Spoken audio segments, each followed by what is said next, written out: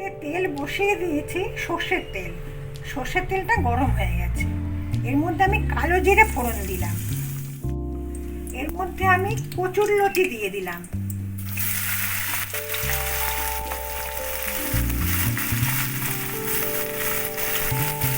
কচুরলতিটা আমি আঁশ ছাড়িয়ে কেটে লেবুর জলে প্রায় 1 ঘন্টা ভিজিয়ে রেখেছিলাম। তারপর সেখান থেকে তুলে এমনি সাধারণ জলে ধুয়ে জলটা ঝরিয়ে নিয়ে দিয়ে দিলাম। এতে একটু জিরে বাটা দিয়ে দিলাম।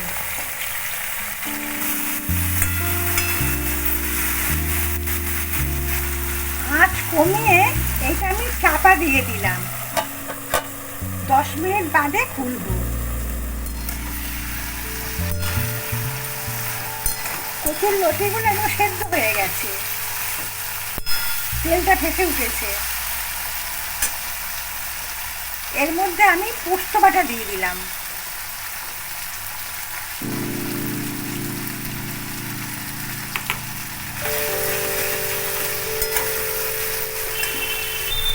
মশলা ধোয়া জল একটু দিয়ে দিলাম।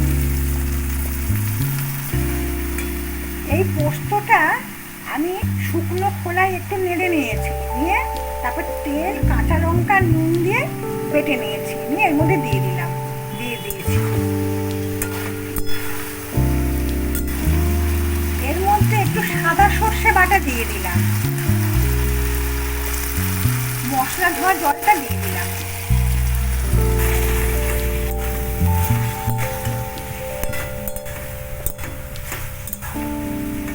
সাদা সর্ষেটা একটু কাঁচা লঙ্কা, নুন আর সর্ষের তেল দিয়ে বেটে নিয়েছিলাম।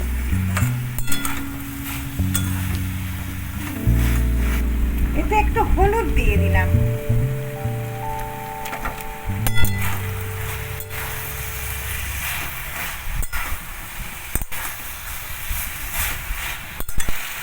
সর্ষে আর পোস্তটা তো নুন দিয়ে বেটেছিলাম, তা আর একটু নুন লাগবে, এটা দিয়ে দিলাম।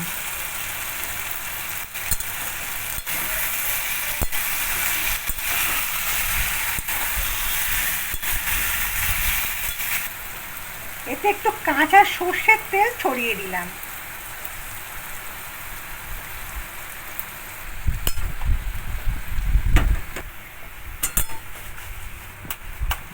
দেখুন ছেড়ে ছেড়ে আসছে। রেসিপিটা রেডি হয়ে গেছে। আপনারা ঝরঝরে গরম ভাতের সাথে প্লিজ ট্রাই করবেন। চ্যানেলটা সাবস্ক্রাইব করে আমার পাশে থাকবেন প্লিজ। নমস্কার।